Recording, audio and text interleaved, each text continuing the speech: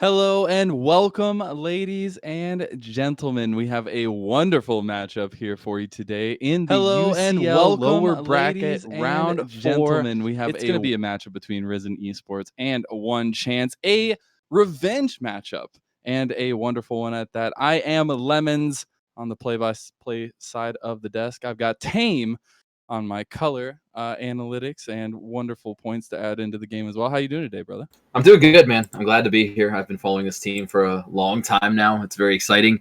ONECHANCE was the only team to hand Risen the L that I've personally witnessed. So it's going to be really exciting to see if they can hang in there or, get knocked out here. Either way, it's do or die for both teams as we are in the lower bracket.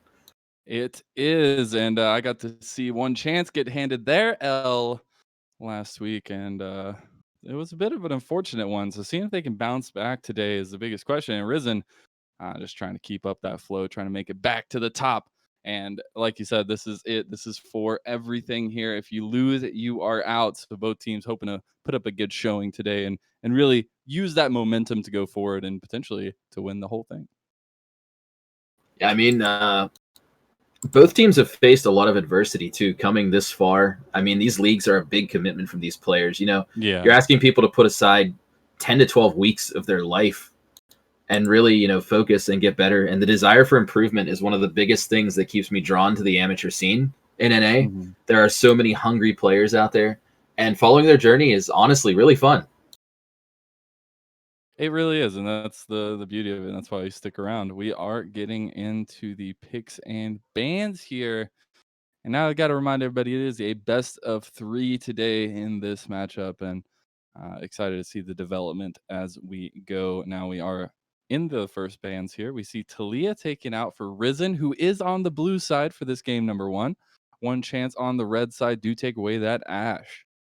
So last time these guys faced each other, the jungle bans were hotly contested. Yeah, obviously, we're never going to get to see Jim be able to play Ivern. I was going to say they just keep hovering needly, but it's going to be Ivern. I have been following this team for over 10 weeks now, and I have never seen Jim even once get Ivern. So it must be a force of nature, like literally. Good one. I like it.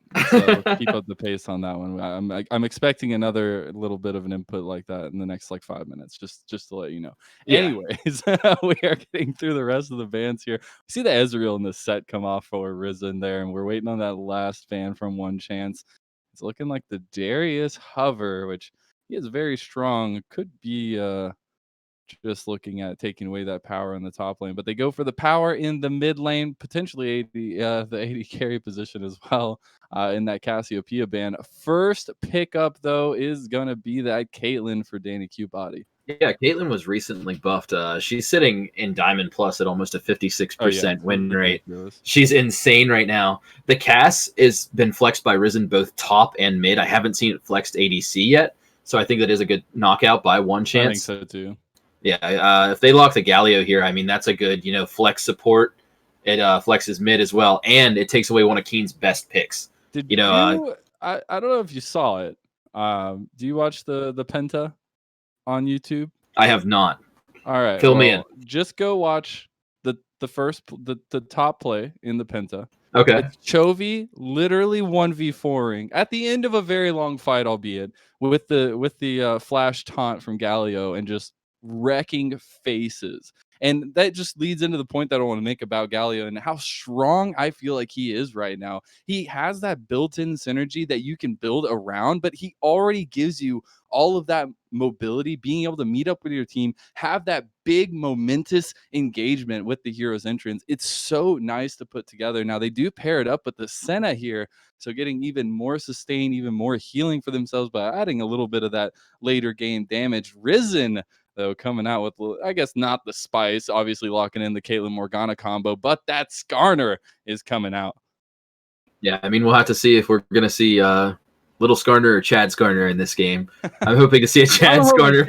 I want to see some flexes. Oh, and ONECHANCE locks in the Nidalee after bad manner hovering it 3 times in the ban phase 1. So that play that you mentioned, I did see it. I actually saw it. I believe it was on a Reddit post. Actually, it wasn't in the Penta. Nice. It was like extended team fighting in LCK yeah. must watch. The fight leading up to it was awful, but that last little part where he gets the engagement was amazing.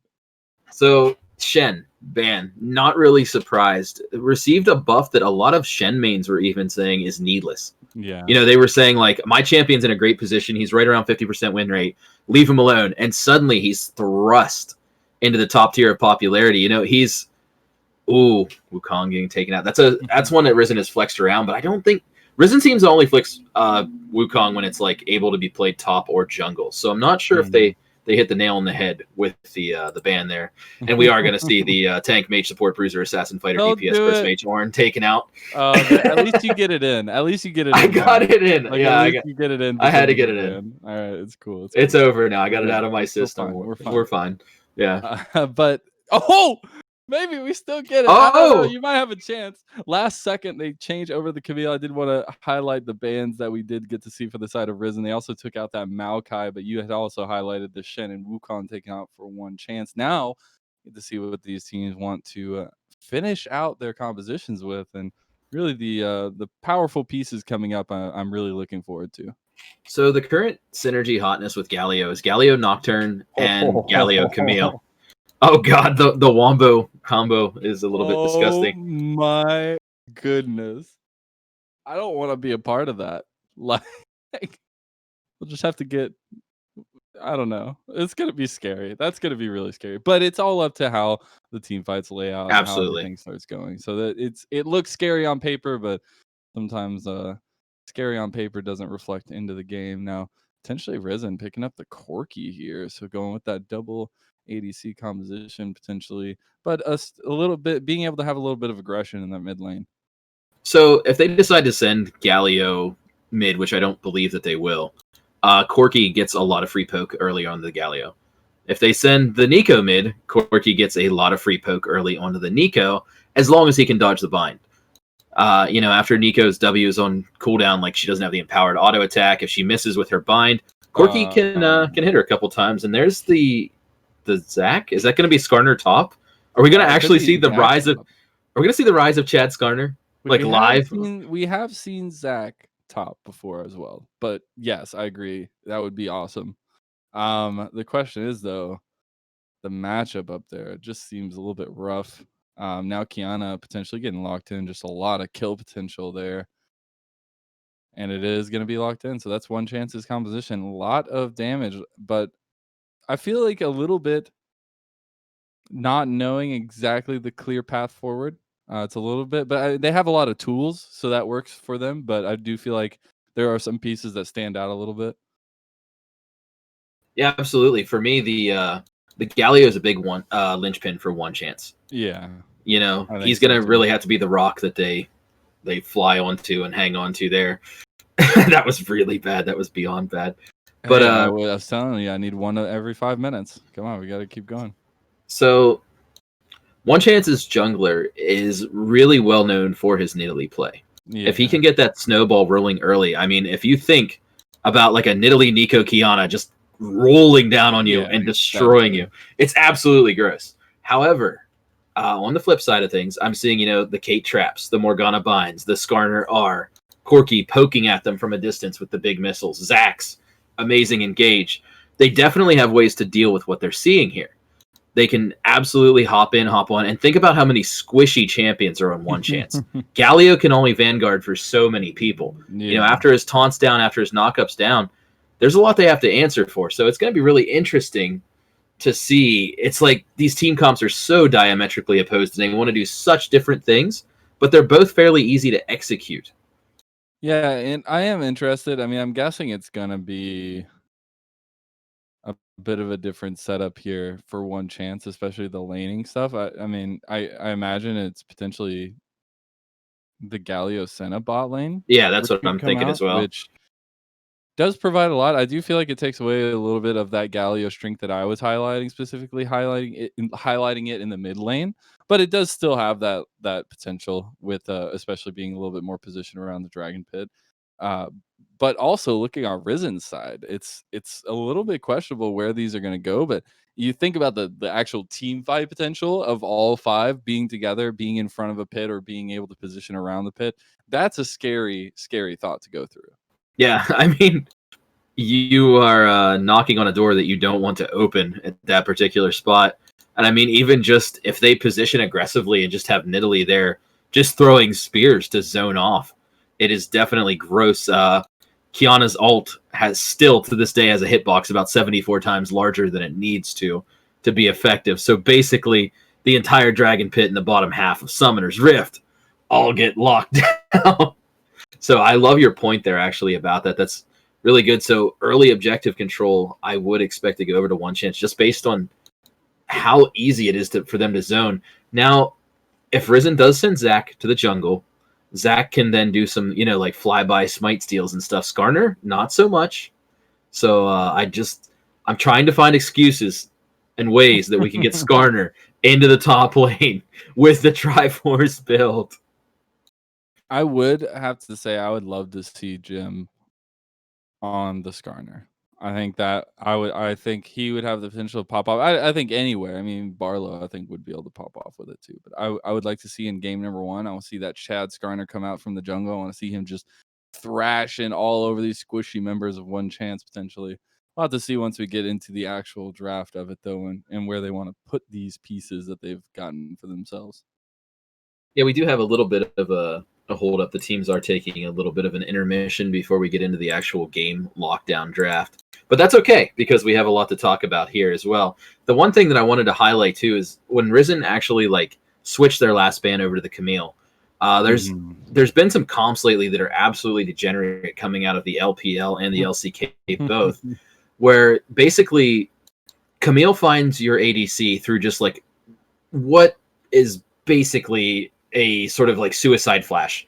They just go in, they know that they're going to pass away, they jump on the ADC, and then they ult, and then Galio just comes down on top. So you basically get to delete the ADC or whoever the biggest threat is on the team before the fight even begins. So you're in what is effectively a 4v5. If you can blow them up quickly, the Camille lives and then just tears through your team. If not, at worst, you're in a 4v4 with a Galio able to taunt on the backline.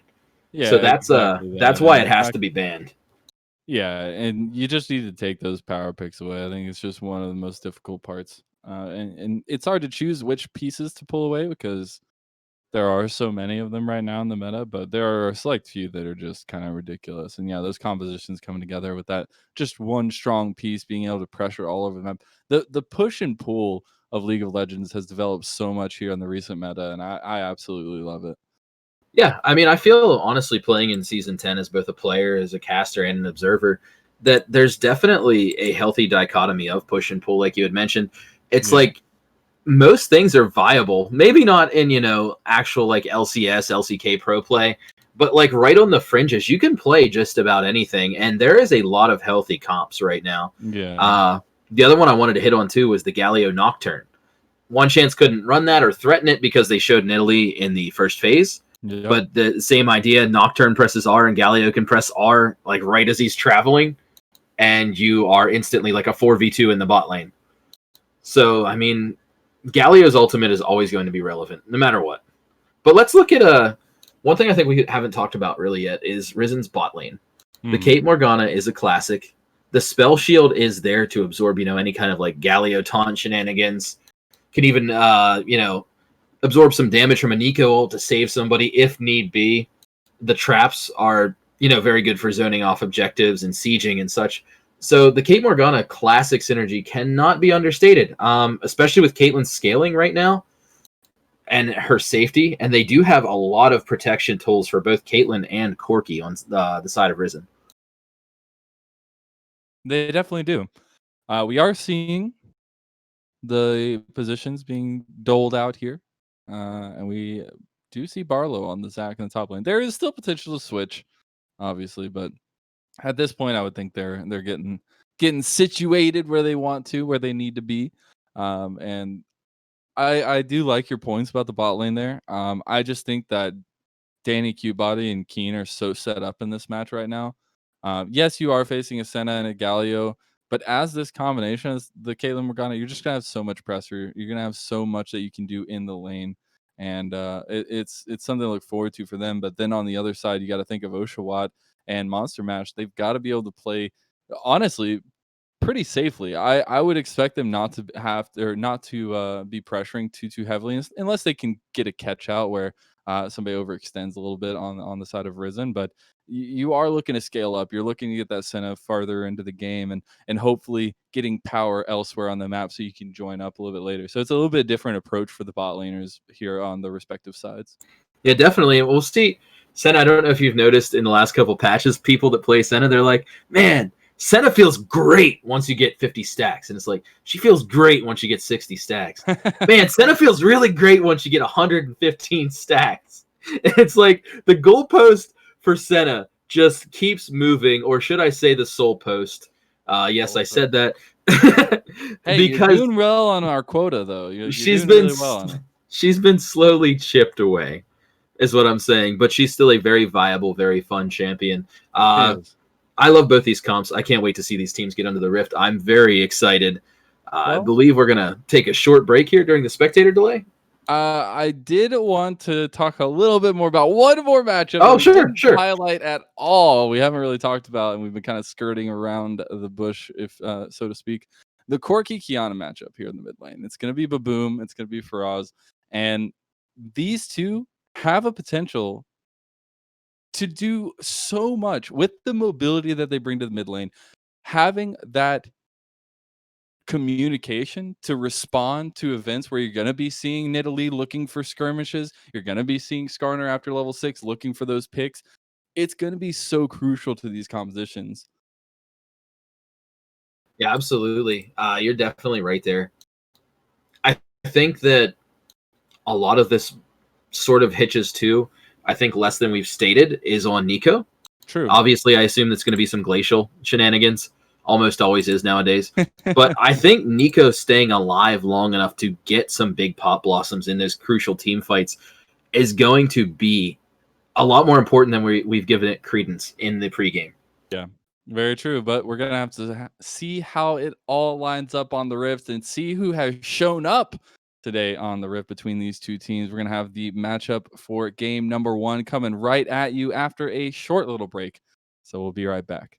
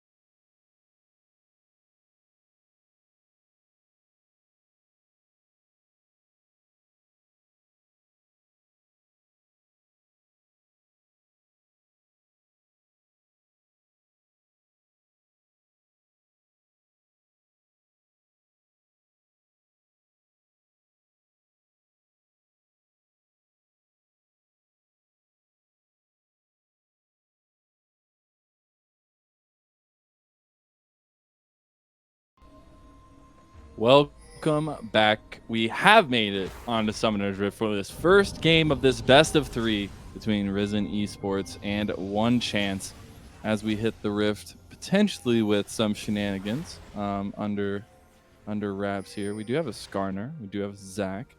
I don't know if they'll actually be able to get anything here, but how are you feeling about this first game? I'm excited more than anything. You know, this was a matchup that we've already seen. As we know, ONECHANCE did take it the first time. So, you know, Risen's hungry for blood, and ONECHANCE is hungry to not get knocked out. I mean, it's do or die for both these teams, and they have a history. So I think we're going to see some measured play early. That's my early prediction, my hot take. I think we're not going to see, you know, people just going ham right away. I think we're going to see some respectful play early on in this one. I think so too. I think as the series goes on, or as the game goes on, we'll get a little bit more loose. But yeah, for sure, the pressure is on for this this first game. But hey, who knows? You know, it is in amateur, baby. You never know what you get. It's kind of like open up Pandora's box. Maybe we'll get a lot of blood. Maybe we'll get no blood. But we'll definitely have to see. So we do see it's kind of the standard meta now. Jim did take the phase rush on the Skarner. As you know, phase rush is being taken by like half the champions in the game, it feels like. It's kind of like the new Conqueror. Otherwise, the runes are pretty standard across the board. The cleanse on the Galio is interesting. Yeah, it really is. I guess he's afraid of, you know, getting bound and killed early, giving over maybe.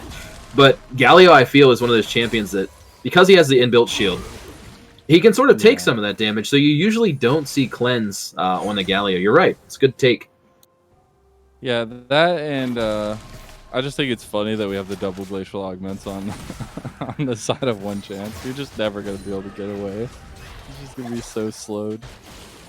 Yeah, it's interesting because the meta on Senna has shifted back. For a while there, people were skipping the glacial and building the frozen mallet.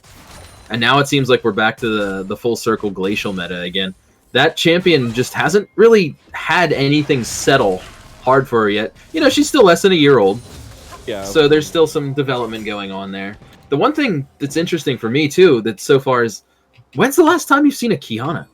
I have not seen a Kiana in a hot minute, right? It's an exciting champion to watch, but... Definitely look, Cammy. I definitely think it's picked just specifically to be able to have that extra burst damage, be able to blast these carries before the Zach, before the Skarner can try and get involved. Because that's what I mean. That's where you're trying to look for. You're trying to look for that immediate damage. And as we're talking about damage, spot lane, Danny Cute Body taking on a lot of it. Yeah, Danny Cute Body doesn't usually get hit by the simple CC like that. It looks like in the top lane, Zach's hanging in there. You know, he's only down by 2 CS, but he's trying. He's trying.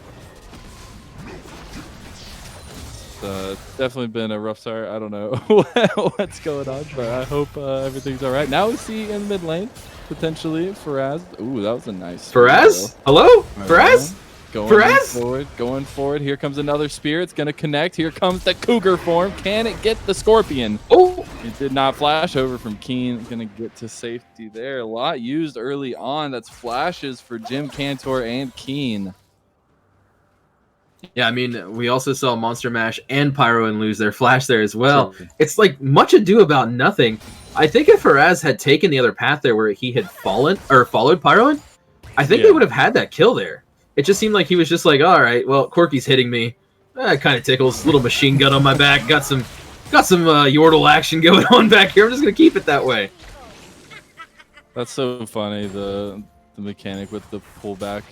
From Zach with the clone from Nico. It works out so well. But boom, could be potentially looking onto Faraz here. Pyron is right around there, though. It's not going to lead to anything. We did see a little bit of skirmishing between the junglers again in that Raptor area of Jim Cantor's jungle, but nothing's going to come up. It seems like at this point that Faraz is kind of willing to trade his health bar for Baboom's mana bar, as it seems like how these trades are going, because you know a Corky can't do a whole lot if he is out of mana. It forces him back pretty readily early, and you see Faraz there was able to get the reset out, so it makes sense. It's not that bad of a decision, just a little bit, maybe half a question mark ping. Half of a question mark ping. I like it. Ooh, that does not feel good for Barlow though. A little bit damage returned, but at least he gets the combo off. He's getting warmed up, getting ready for for future engages, especially. Oh, Baboon needs to be really careful though in the mid lane. It's a lot of damage potential coming out. Yeah, when he goes low on mana, like I had mentioned, it's almost as if it was like some foresight there. Corki just can't do anything. When he's out of mana, he's one of like the weakest champions in the game. Oh, Zach? Barlow? Yeah, Barlow's caught out, but as well as Pyroan is in the jungle and was pressuring Jim Cantor. Jim Cantor just wanted to back, but he just wasted about 15 seconds. Because I guess Pyroan wasted it as well, but still, the fact that Pyroan is able to emit that kind of pressure this early on in the game is a good sign to come for the Nidalee. Yeah, I mean, if you think about the comps outside of the Galio, oh, hold on. Uh-oh, Danny Cute Body. The taunt is not going to be there, though. Keen is the brunt of the damage that goes down, but it's all right. It's onto the support. Danny Cute Body's going to heal up with some nice health potions in his inventory. But it's honestly Oshawott and Monster Mash putting up so much aggression on this bot side. Yeah, I mean, Senna with the pickaxe and the fairy charm there, getting some healthy extra mana regen and a lot of damage over Kate, who probably needs a back because they were only able to grab boots early on. So that's kind of feels bad, but you don't really want a back right now. You know, you're still farming. You still have a charge on your refill. So it's just kind of like one of those things where you kind of have to grin and bear it. Here we go. Flash in the mid lane. That's going to be the Valkyrie to get Baboom out. The last tick is not there. Ooh, the burn is not going to be enough either. And luckily, Baboom gets out, just burning his flash at that point. I mean, that was a heavy commit out of Faraz there. Flash Ignite and Supreme Display of Talent. Wow, that is a mouthful. That's Supreme Display of Talent. Keyboard there. But he did manage to get away, so I think that's chalked up as a win for Risen here, as we do see them with a 300 gold advantage, mostly coming from a couple jungle camps and 9 CS diff in the mid lane. Yeah, the first dragon is picked up here by ONECHANCE. They get the Infernal Dragon. Next dragon is going to be the Mountain. So we could either have the Cloud or the Ocean Soul on the Rift for this first game of the series. But it has been a lot of little fights across the board in every lane pretty much since minute 2. And honestly, I love that. I love that pace. I love the action-packed, action-filled moments of this game so far. As I'm talking about it, we see Wave trying to get the juke, but might have juked himself. But he gets a nice double root there, and he gets out just fine. Puts on his sunglasses while he walks away. What's interesting is the camera kind of panned away there, but I'm not sure if you noticed, Zach Barlow used his ult up there on the Nico. He full engaged, got the pull. But I think he may have overestimated his own damage or was really trying to set up for Jim there. So, I mean, I think even without the Zubble route, I think Wavesix would have been able to get away. Probably had to blow Flash. But still, you don't expect Nico as the type of champion able to be up there just taking some damage. And the Glacial helps to zone some people off of you, definitely. As we do get to the later half of laning phase, as I had guessed, not really much aside from the skirmishes. We had a couple people going ham, but nobody really committing to their ham. They're not making the whole sandwich. They're just like getting the ham down on the counter, getting a slice of cheese, and walking away. Oh my goodness. I don't know how I like that. That kind of makes me cringe a little bit. But hey, it's okay. So we are potentially going to see something going down in this, well, I guess it's a Rift Herald pit for now, the Baron pit, if you will. But they do get to push off Jim Cantor here, so he's not going to be able to pressure that, and it looks like they're just going to be able to take that. So that's 2 objectives already going over for ONECHANCE pretty freely as well. Absolutely, and I mean, it's definitely the Baron's pit. I mean, Shelly is the herald. But not there yet. Well, she heralds the Baron, man. I mean... But wouldn't you say that she gets her chance in the spotlight too? Yeah, but did you ever go to class after somebody else and you go and you like sit in their chair and it's already warm and stuff? They were your herald. They were your herald. Yeah, we're going to see a lot of damage come down here. Pyroan is here. Hero's entrance comes down. The knockup onto Barlow. He gets out with the flash. The Dawning Shadow is going to be used, but a lot of damage from the tower. Look how low they are. The spear comes in. First blood finally coming over, and that's Pyroan. I'll pick that one up, and unfortunately, Barlow's going to be in some serious, serious trouble here. He gets his blobless pop, but they're not going to be lasting for long. And a lot of damage taken by the tower, but a lot of damage dealt there by ONECHANCE as they pick up 2 kills. They pick up the tower, and they pick up a lot of gold. that kind of felt to me like almost like a reminiscent of like a Cloud9 play from this year. How they just full collapse on the top after getting it. Oh no, ba-boom. Oh, he missed. Faraz missed him there. Supreme Display of Talent's gonna miss, throws up the emote knowing that he messed up, and gonna accept the blame. But what I was getting at there is that C9 has done that a lot this split, and particularly in spring, where they get the Herald and then just full commit top lane. And they really came together there as a team to really grab that objective earlier and sort of dominate it. I mean, they took a 2K gold lead, which is actually more of like a 2.5K swing. Props to Pyro in there, just sitting there waiting patiently to throw that spear under the tower as well. I mean, there was minions all around there. Yeah, I mean, he just weaved that right in there, and he knew it was going to hit. He threw it, he didn't even move. It's like a baseball player. You hit a home run, you stand there, you just watch it. Then your coach is screaming at you, I told you not to watch the ball. What if it doesn't leave the field? You're going to be out. But you know it. You know, because you're better than the coach, right? Secretly. Could be looking at some trouble here, though. He does get the if that would have hit, he definitely would have been in some problem. But Keen did take the bad end of a spear. It doesn't feel good, and you see his health bar is reminiscent of that. But Pyron has just been non-stop aggressing in the enemy jungle, throwing spears left and right, and really dictating the pace of the game so far. And it's been in ONECHANCE's favor all along. They've really been explosive, and you're right, it is so far on the back of Nidalee. It's certainly not on the back of Faraz's supreme display of talent. So far. Yeah, I mean, Pyroan's pathing has been great. Anybody that can outpath Jim is their reward. Their reward, they just have a beautiful crescent around the enemy. They really do. They're not going to be able to do anything here. Now we could be potentially looking at a dive towards the bot side. I don't know if they want to commit to that. It is a Caitlyn Morgana. It's very hard to accomplish. Jim Cantor is just clearing out some of that ward that we were just mentioning. But it looks like Pyroan is still pathing around there. They are looking around the dragon. It has spawned. And it does look like they want to go ahead and start it up. Yeah, especially with the completed jungle item on Pyroan and the Manamune on the Senna here. I mean, it's going to be definitely difficult for Risen. Available. TP's coming in. The supreme display of talent gets the 3-man stun. Dawning Shadow just to put the cherry on top, but they only get one from it. And it's Baboom who falls. Pyroan going in for the kill into Danny Cutebody. You're just a little cougar, though. You got to be careful. And that's going to be the spear to follow up. He wasn't able to get the finishing blow on Danny Cutebody. They have to back off, and the pressure is still here. Pyroan's still chunking spears. Monster Mash looking on the backside of it as well. They just don't want to relent. And why would you? I mean, I think Risen got away lucky, only losing one in that fight. Yeah. When you hit that 3-man supreme display of talent, he must have turned on the stream. Heard me. Heard my discouraging words. Oh, Jim. Oh, the spear. The setup is just so deadly. They also picked up the dragon during that kerfuffle that we saw. So they get their second dragon of the game, giving that extra little bit of armor and magic. It's not going to be all that beneficial, but still adds to the total here for ONECHANCE, who have been just dominant so far, getting all the objectives and really just keeping up the pressure. But let's flip the script here too, and note that, at least in my opinion, this feels like more than a 2K gold lead.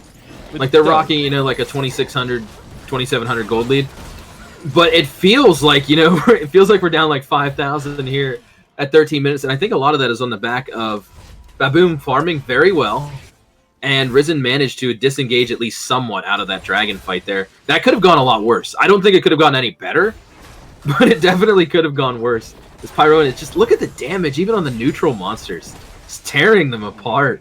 Well, and I do want to kind of circle back to your point and talk a little bit more about Risen and their ways in. I mean, this isn't by far not just like a closed out game. ONECHANCE just doesn't get to walk away from game one saying it's a dub, because we still have a lot to play. It's just you're seeing the pieces come together here for this composition that is very strong at this moment, at the mid-game spike, at this time where you're looking at the 1-2 items. You are getting those pieces together, and it's really about how Risen weather the storm, get through it, get the scaling, and just take team fights cleanly in the later parts of the game. But they have to make it there.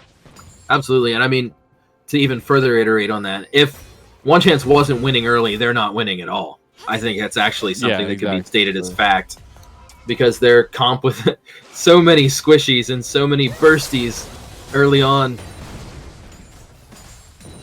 But yeah, but we're starting to see a lot of items come online too, especially on the side of One Chance. It looks like a big garage sale, you know. Aside from there we go. The Yumu's just got completed on Kiana, but like aside from the Monamune, I was gonna say everybody's just buying whatever they need off the store shelf, getting the pieces to come together for some dominance later on. Worth noting though is check out the farm on both Baboom and Oshawott. You know, 135, 136 farm in 16 minutes. Yeah. They're right on pace to be close to 200 at 20. Good stuff. Yeah, really good stuff. Good. Not so good for their opponents, who are both down just about the same amount from the people we were just talking about. So that doesn't feel good. But yes, both sides have a good farm lead for specific carries here. There's still a lot of damage onto Pyro, and oh my god, Danny Cutebody coming in with the kill. Risen get there first. This is where they turned it on. These are the spikes, and it's Danny Cutebody coming away with the double kill here, getting them right back into it, getting that momentum started, and hopefully continuing that into the rest of this game. That's so perfect for them too. Who else would you want it on more than Caitlyn? The answer is maybe Corky, but definitely nobody else. I mean, that's a great pickup for them. And it was simple, too. It was just they're playing just kind of the simple comp. You know, the Morgana, exactly. Such a squishy jungler. And that becomes more and more of a threat for Nidalee as the game goes on. I mean, Pyroan's probably not going to hit more than like 2,000 health in this whole game. So his positioning is going to become more and more essential to their success. And you saw right there, you know, one catch on Pyroan, and it basically spells a small disaster for them there. I do want to highlight Pyroan was able to secure the second Rift Herald for One Chance, so they're going to be able to use that on the map somewhere. We have a dragon coming up. It is the Cloud Soul for this game, number one. Both teams could be benefiting from this pretty heavily. Those cooldowns will be nice across the board, really. But this third dragon of the game coming up at about 15 seconds. You've got to think there's going to be a fight. And now with the momentum that we've seen developed here for Risen, maybe they're able to actually take something here and utilize this team fight composition that they've drafted for themselves. We do see the Rift Herald spawned there as it's going to be used as a bit of a distraction, but can it distract long enough? We're going to see the fight unfold. That's the Supreme Display talent going to land onto three members. Barlow taking up a lot of that damage. Can he get the re-engage back, though? Fraz gets a lot onto him. The hero's entrance is wasted. Not going to get anything. Just zoning off the fight at that point. You still have Nico pushing the bot side with the Rift Herald. The Dragon is still available. Risen need to make a choice. They need to make a decision at this point and stop losing. Actually, it looks like Nico's going to pull off. Zach went ahead and backed. Is going to be clearing that wave down. So it's technically a 4v5.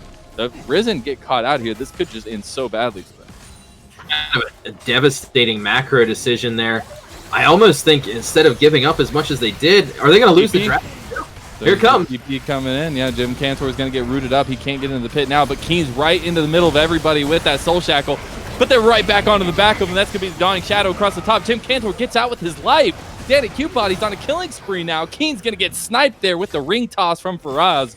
And at least for the moment, things calm down. We see the Dragon still trying to fight with everybody positioning around it. Faraz on the backside picks up the double. We're going to see the Pop Blossom in the middle of everybody. Waves getting low. He goes golden, did not die from the Dragon. You still have Barlow. You still have Danny Cutebody. Can they pull off the miracle here as Danny is going to miss the Piltover Peacemaker, and it's looking like it's going to go in favor of One Chance. The trap comes out, but it's not enough. The Dragon goes over. The kills go over, and it's everything for One Chance. The target focus was just so unfortunate there at the end, and Danny Cutebody threw the trap under the Nico and missed by like a millimeter, or that could have gone drastically differently there. But as you said, it's just everything's coming up poorly for Risen here, and it just lets, you know, characters like Nidalee as Pyro in there just get right back to farming and power clearing that jungle, becoming more powerful. And now they're on Soul Point. They have 3 towers to 1, and you have to look back and really question Risen's macro decisions there to not at least match the Nico or send somebody or just seed the Drake and take out the Herald or something. It was just them waiting for the decision to be made instead of making the decision. And that's where a lot of teams can come up faulty, especially in those moments where you need to be making that decision 10 seconds ago. Absolutely. And I mean, not to be overly critical, because we as observers see everything. Yeah. I mean, these players are in the heat of a moment here, and everybody is doing great. Well, but those things, it's on a knife's edge. The thing is like if you make the wrong call, then everything. Honestly, obviously, the thing goes wrong, and it just looks that much worse. But also, sitting on your laurels, sitting on the decision doesn't help either. So it still works out. They still have one more dragon to fight over. If they give over the soul, I don't think it's that impactful. But that cooldown is going to be so nice for some of these ultis, especially looking at the engages for one chance, and that's where it gets a bit scary. I still think there's a lot of hope in the team fight, and it's all about that positioning. We've seen even in that last fight, Danny Cute Body picking off a kill there. They actually managed to position well around the Galio ult. They got away from it. And I mean, you're right. There is absolutely the scaling aspect there. But worth also noting is that if you look across the board at vision score, ONECHANCE is winning significantly in every except for support. And I mean, that's kind of understandable with the Galio versus the Morgana, and he's even starting to catch up on that now. So it's easy to win when you're winning, but it's definitely impressive to note how dominant their vision score is in this game as well. And I think Risen have been doing a really good job at keeping up farm. You do see the farm lead in the bot side between Danny Cute Body and Oshawott closing up at least a little bit. The farm lead between Baboom and Faraz has not, though, and so Baboom's still feeling very strong, still feeling very confident, waiting just so close to that Trinity Force where he's really going to get that power spike you're looking for. And it's then that you can feel confident taking those engages and the things we've seen already. But I do think that Risen need to pump the brakes a little bit. You obviously are put on a timer now where you can't really do that. You have to fight over this Dragon Soul. You just really don't want to give that over to them. But at the same time, if you make it another 10 minutes or so, you're going to be feeling a lot better. Absolutely. And to like sort of follow up on that, oh goodness, Faraz was going for it. If I was ONECHANCE here, I don't even really threaten the Baron before Soul. Maybe, you know, establish vision around it and maybe feign a Baron, but I don't think they really have to try. I think forcing that wouldn't really be the right call for them here. They are pinging around it, but I think if they just hold off and play towards their win con, which obviously right now is a Soul, they might be able to do, you know, the Wombo combo where you just go straight from Soul to Baron and then you're on an inhibitor like 4 seconds later. Yeah, it's just so hard. Not another dragon for a minute here. I am a little bit curious at Risen's positioning. They keep looking for these little catch-outs, but they only have a couple members, and I'm a little worried about that because of the gold differentials. But it looks like by the time the dragon's going to be set up, they're going to have top wave pushed up. They're going to be able to have priority on bot lane and mid potentially as well. So it could set them up for a good contest here, where you're going to get a good positioning around that, because you don't want to be in a position where you're forced into the fight at the last second and everything just becomes a chaotic breakdown, hoping that you win out. Yeah, it describes about half my solo queue games. Everyone just throwing everything everywhere. I think that's just solo queue in general, but, you know. It's like if you get 2 people to press R at the same time, you've already won the fight. Otherwise, you see Dawning Shadow flying to the bot lane. You see Jinx's super mega death robotics flying top. I think the bar has to be set that all 5 members are connected into the game. I think that's the bar. If you get that, you're starting off right, because already that's hard enough to get. And now we see this position that I was highlighting, trying to get Risen in a good position for this fight, trying to make sure they can protect Danny Cute Body and Baboom, where these power spikes have come through. You have this Trinity Force on the Corki. You have the 2-item spike on this Caitlyn. This is the moment that Risen take over, and they need to do so efficiently. You already see Faraz getting engaged on here. The hero's entrance comes down, gets Barlow. Can they get the carry, though? That is the biggest question. They've wasted so much time. Danny Cute Body's way out and yonder. Keen's by himself. They've just been pulled apart here, and it turns out that it's actually ONECHANCE who have the positioning in this fight. Yeah, so far it just seems like Risen's kind of scattered, like they're not playing together, as they couldn't get onto the back line, so they just chose to scatter. Tyrone, that's not what spear. That spear right there, I don't mean to exaggerate, but that spear might just be the soul right there. That was a lot of damage. We're going to see they are looking to resume fighting over this. We have the TP back. Keen is not available. This is still a 4v4, though, because Faraz did fall in that fight. So we'll have to see how they want to take it. If they're confident, Jim Cantor, half health or so, is down a level on Pyrone. They need to make a call here, though, because Pyrone started the dragon up. And Barlow getting a lot of damage down onto him. Pop Blossom's gonna miss. And the re-engage, though, that's the combination. Barlow's gonna get his bloblets popped in the Dragon Pit. You see Pyroan getting very low. He's able to secure that Dragon, though. They're gonna take the soul. They're flashing over the wall. They're just trying to get all the kills at this point. Baboom, Danny Cutebody, what do you got? This is it. And they go down. Baboom able to get away with the Valkyrie, though, as it is going to be a trade. Pyroan got blasted on the back end of it, but it's still the soul going over, kills going over, and ONECHANCE just cementing their lead at this point. Yeah, up to over 6,000 gold now almost. And I think my little prediction there is if they don't force the Baron, they could just go Drake Baron inhib, which I think they're taking basically a conciliatory tower here. But I think they can pretty much reset here, do the Baron, and they could just do the same dance. I mean, Jim got caught out there by Nico's root. So, I mean, if that happens, and even if it happens at the Baron Pit, Tangle Barbs hitting you basically means that you've lost the fight. And they have so much of a lead right now. They're just basically smacking them with their wallet, establishing that vision around there right now. And there's not a whole lot of avenues for Risen to get back in. They might have to start looking for what we said was ill-advised earlier. They might have to start looking for, you know, a pick like they got on Pyroan back at around 12 minutes. I just think it's so rough because at the beginning of that setup, they had perfect positioning. You have Caitlyn in the pixel bush, you have Skarner, you have Zach on the side ready for the engages, you have everybody in position around the fight, and they just get bullied, honestly. They just get bullied away from the pit. They get surrounded, they have Poke coming in, they kind of buckle down and say they need to turtle up, they need to defend, and it pushes them away from the Dragon, it pushes them away from the positioning. That's exactly what you're looking for. It's like herding cattle at this point for ONECHANCE. And wow, bold words. They are not in the sense of Risen as cattle, but I'm saying just in the positioning on the map so far is with the poke that they have, they are able to guide Risen to exactly where they want to be and pick them apart. And that's the biggest thing we saw in that last fight. So now I want to see Risen hunker down and keep that communication solid. Make sure you're keeping this turtle around Danny Cutebody.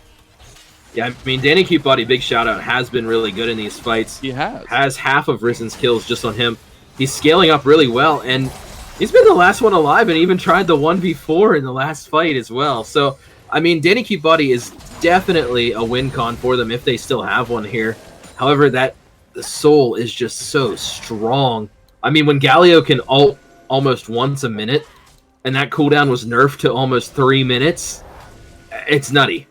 It's absolutely nutty. And how fast they can go after they ult. Like, everything that they've stacked up through this, I think Cloud Drake is basically underrated, is what I'm saying. Yeah. When you get a couple Drakes and the soul, it's really good for them here. I mean, even thinking about Nico, just pressing R and, you know, Pop Blossom goes brrr. So, we're at a point in the game, though, where you said it is do or die for Risen. We have to see them make a comeback here. And again, though, worth mentioning, it's still only a 6K gold lead, not even. Oh yeah, they've still got, and they're scaling. They have these scaling pieces coming online here with the Caitlyn, with the Corki, and we've said and seen all game long. There's a little glimpse of hope. There's little moments that you're like, is that the shining Risen light coming down across Summoner's Rift? But then again, you have, as you so eloquently put earlier, getting slapped with the wallet. Doesn't help. You get a little bit blinded by the light and the wallet smacking you. So we'll have to see how they can pull out. I just think that the goal here is to just turtle around these carries. Make sure you don't get these pickouts. Make sure you don't get separated in the fights, and then you actually stand a chance. Speaking of separation, Zach is about to get his separation on potentially. I don't think he has the bloblets though. He gets out though after that nice let's bounce combined by the slingshot.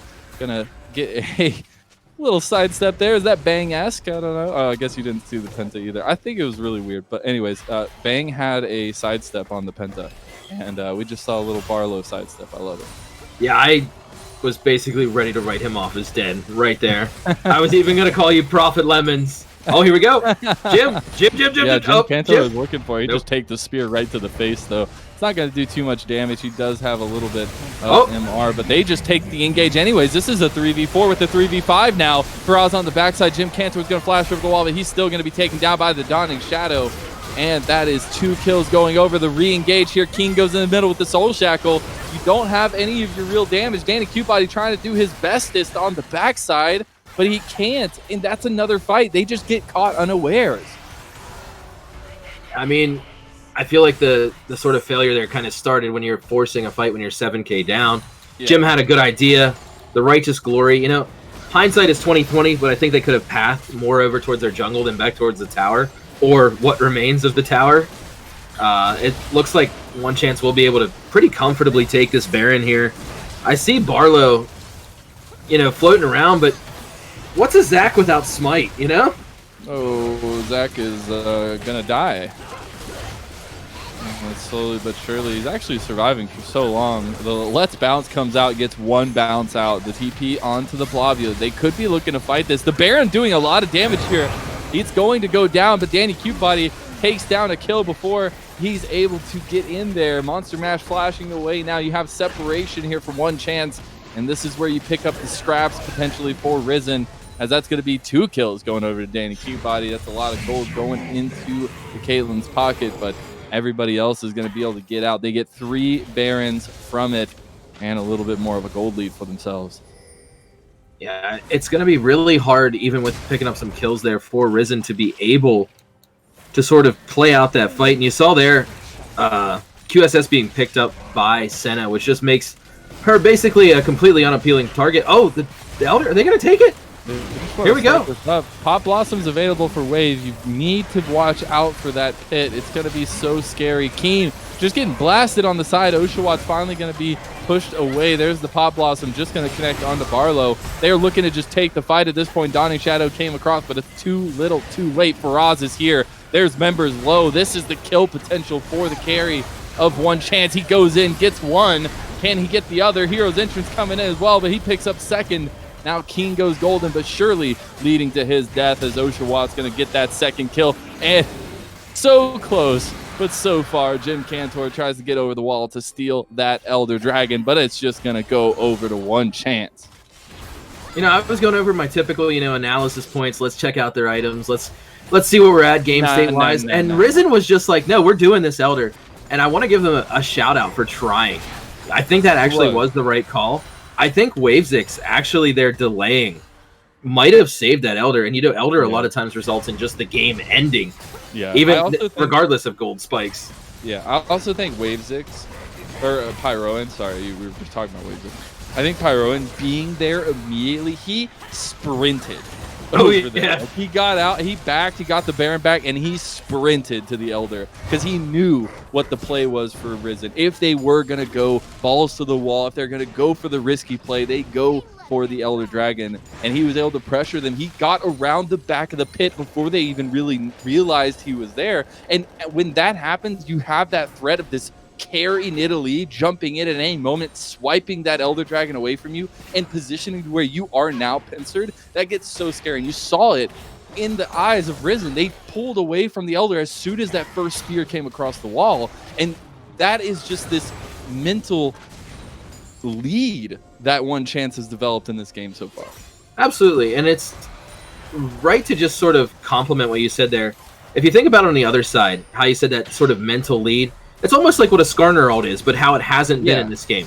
Yeah. You know it's there. You know the threat is there. It's always scary. And that's what I said, this sort of circling back to earlier, as they do start to siege up. It's the kind of like Zac without Smite thing. You're always scared of, you know, Zac jumping across the Baron pit and smiting on a flyby. I feel like without that being in his kit, you lose a lot of effectiveness on the champion. As Barlow's definitely played well this game and has made some clutch plays for Baron, or for Baron, yes, for Risen. But at the same time, a lot of the stuff you expect Zac to be doing and contesting hasn't been done. That's the thing. I think Risen have played a good game all together. I mean, collectively, the objective control, that kind of stuff, definitely not. But individually, I think their play has been pretty good on the champions that they've chosen for themselves. Now, that's honestly makes the question of harder of what you do here, because you do feel like you're pretty confident on these picks. You are seeing some pop-off moments, but you just gave up so much gold early on. The question is now, though, can you pull it back from the brink? Can you take this game where you've lost all of the objectives and have just been just pushed into your base here? You just got to make the right decisions from here on out. Well, they have managed to stave off almost the entirety of the Oh, here we go. That's a trap landing. That's a lot of damage onto the clone, though. Hero's entrance, Pop Blossom gonna come in. That's Wombo combo coming right at you, delivered hot and fresh to your door. And that's gonna be actually a nice turnaround. The supreme display of talent is just unfair as a triple kill comes down for Faraz, and they just push even further in. The TP's coming out. They just want to go for the throat and end this game and take game number 1 in this best of 3 series. There's no defense coming out. One chance. They take game number 1. They're looking to finish it off. There's one last defense from Barlow, but he's just the Zach in this modern world, and he's not going to be able to do anything at this moment. The gold leads too much, the objective leads too much, and the game 1 pressure is too much. One chance with the win. Well played to both teams there. One chance going to carry that momentum into game 2. Risen, I think if they shore up their draft and probably get rid of Nidalee, I would almost go as far as to say that that's a requirement for victory at this point, especially with the BM hover that One Chance was threatening that whole time in draft. Yeah. I just think they combined, their pieces were really, really strong, and they just utilized them so well at the right moments. Yeah, and it's like throughout the game, all the little opportunities, they gave Risen a couple, but they would just answer them right back. I mean, shout out to Danny Cute Body being 7 and 4 there, looking across the damage. He was whipping out that backpack. He was getting everybody in there, but it just wasn't enough. Yeah, I mean, also sort of the silent hero for Risen, even though they lost, was that Baboom did do the most damage on their team as the Corky there. Yeah, he did more. Had a ton of farm. But I mean, definitely nice. Shore up some draft. Take us to a game 3. Try not to be biased in the second game, but you always want to see a 3. So I know I always love yelling at video games, so I'm hoping for the game 3. But it is up to Risen to deliver us to the peak of this series, potentially. We're going to have to see what their response is, what they want to change up, what they want to bring to punch back here in game number 2. We have this coming right at you after a short little break. Is Risen going to bring us to game 3, or is One Chance going to close the gates on Risen's hopes and dreams for this wonderful tournament in the UCL? We'll be right back.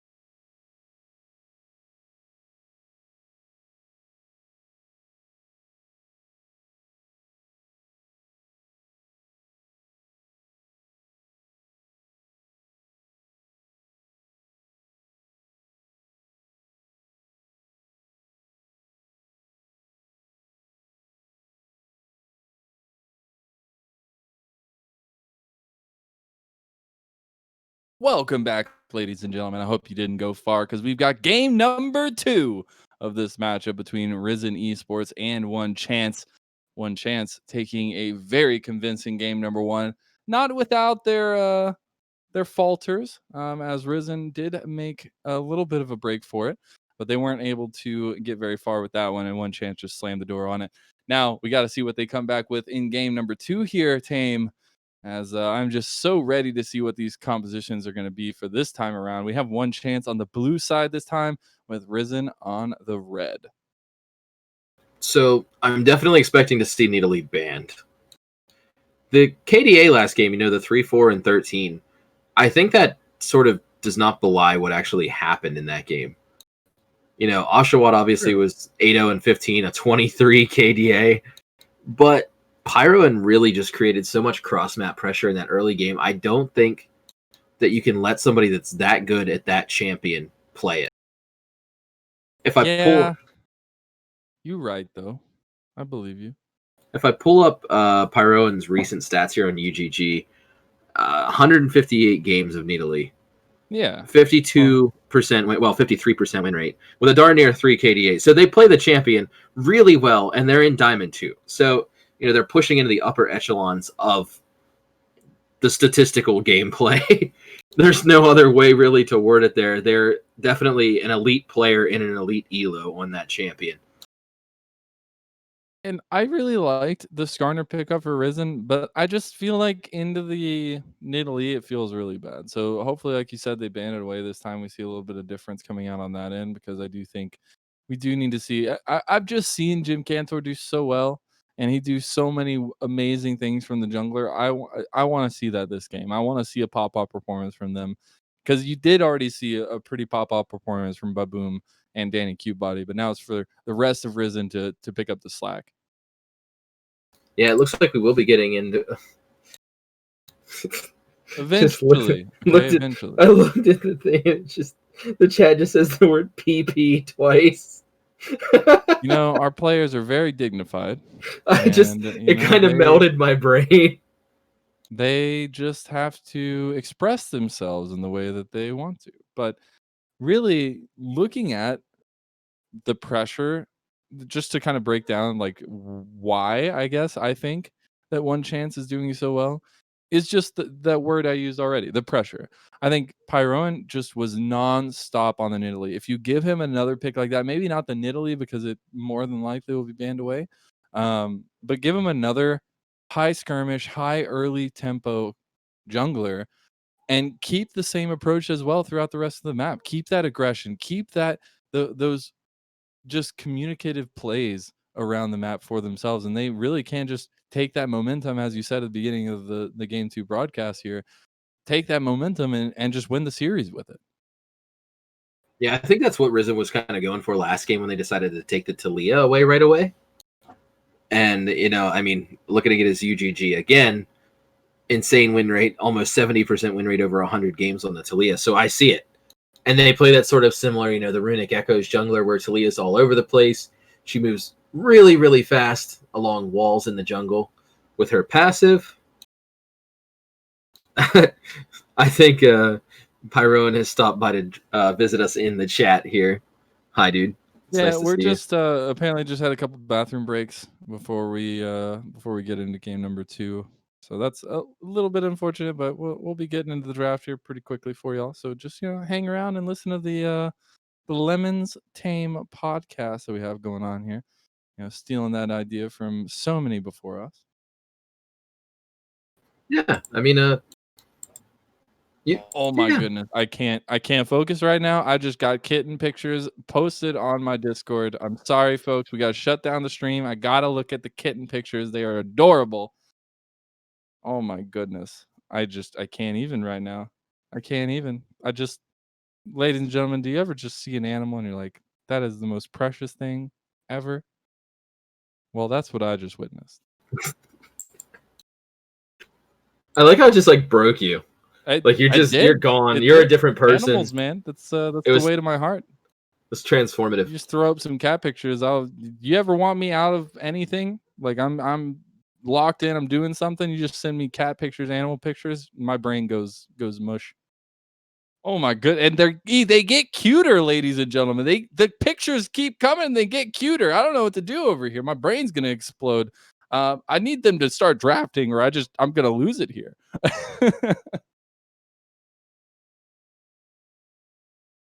I like how you just have nothing to say, Tam. I haven't even. I'm trying leaving to. me out in the desert here. I don't know what to do anymore.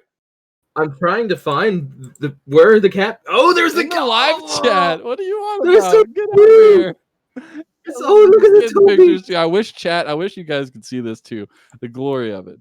It's a beautiful cat. But we should probably talk about some League of Legends at some point during this. We just have to have some fun with it. Potentially, you guys might be seeing the cat pics here pretty soon. Maybe, maybe not. We'll have to see. And then you will be just as happy as me and Tame are now. That Tame has finally found the cat. They continue, people. How? Yeah. Can I just have like a rolling credit of this cat just constantly on my background? Because this cat is glorious, ladies and gentlemen. I do want to Dunga go back into this game though, because we do have this very hype series in front of us, this best of 3 that did start off on the wrong foot for Risen. Now these boys, I've been following a couple of them for a long time here. I know their mental game is strong, and I'm really hoping they get to flex that a little bit here in this game too. Again, this is the revenge matchup here. Risen Esports did not want to fall in game 1 in the fashion they did to ONECHANCE. They wanted to come out swinging. They wanted to show why they deserved to go past this opponent, and they weren't able to. So I'm really, really hoping the fire is lit and they are ready to go. Absolutely. I mean, throughout following Risen for these last 10 weeks or so, they have a historic ability to just basically trash the early game. No, and I mean put themselves in the trash. It'll be like 17-4 or something in favor of the other team, and then the game ends like 36-17 in Risen's favor. So the point you made about the mental is crazy, and it's so true. And we're gonna see ONECHANCE taking out the. Hey, it started. We have arrived.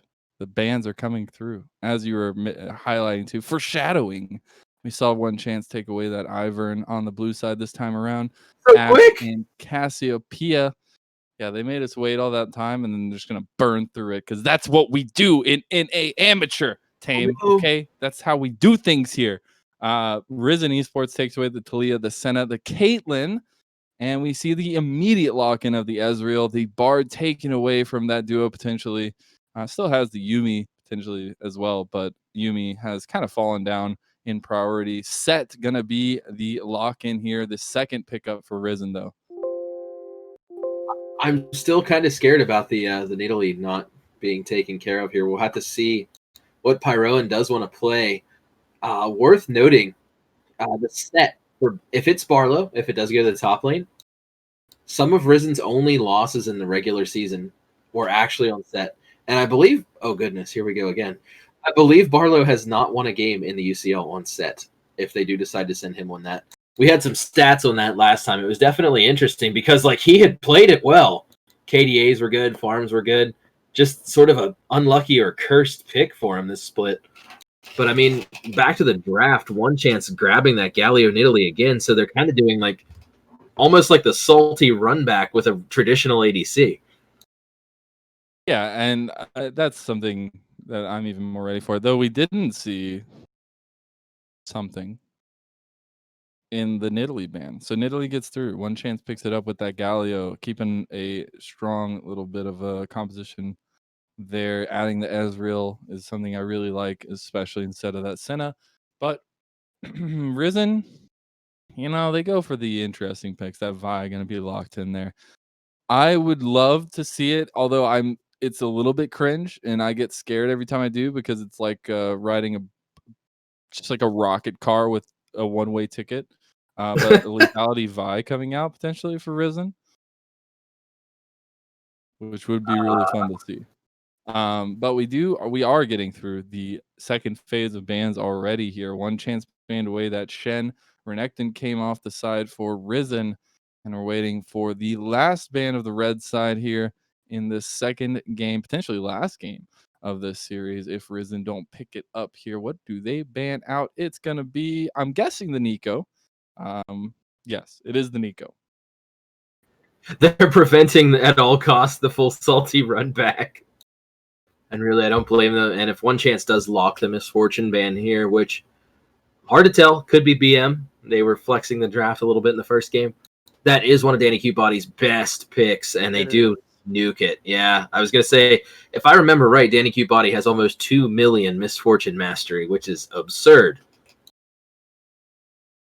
Yeah, you got to question some life decisions there sometimes. But, everybody lives the way that they want to live. He does get the Varus, though. And this is a pick that we haven't seen a lot of recently, but was hugely part of the meta in the beginning seasons of season 10, or it's beginning patches, and honestly throughout a lot of season 10 here. So he's going to get that lock in there. Not the most mobile ADC, though, and that's what worries me a little bit against this composition that ONECHANCE has already gotten for themselves here, because you get caught out as that Varus, you're kind of done skis. Yeah, and speaking of caught out, they do lock the Maokai, which will definitely be going top for them. Definitely a different style of champion for Wavesix. He was proven last game that he was a completely competent carry. So now if you can carry that well, I assume that you can play Maokai at least fairly competently. Competently is what you hope, but we have a couple more pieces to get locked in here, and they could be very influential pieces at that. I'm wondering what we're going to see. The Azir comes in for ONECHANCE. My God, their team comp is so scary. Time. We're looking at so scary.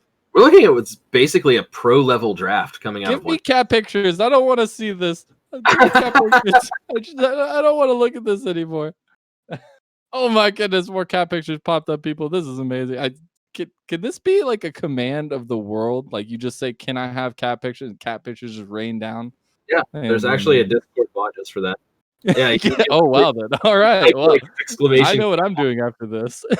We do have the Corki coming in here, the last pick for Risen. Go with that double ADC composition again and seeing if it can work out for them. I feel like they kept a lot of the similar pieces, the similar style of composition as we saw in game number 1, and that also worries me a little bit because you're still looking for the jungle pickouts. You still have a lot of that engage, but as well as the follow-up damage, but there's a lot of squishiness there as well, and that's where it gets very hard against this composition that ONECHANCE have, where they have a lot of damage, they have a lot of peel back, but as well as a lot of engage to top it off. Yeah, the most questionable thing for me, aside from, seeing how the Vi will play out, which is kind of a wild card pick, is definitely the Varus. I mean, I feel like if Varus eats a spear or eats a taunt or eats a Maokai R, or if Azir is on the same screen or even the same rift, you're going to be having a rough time.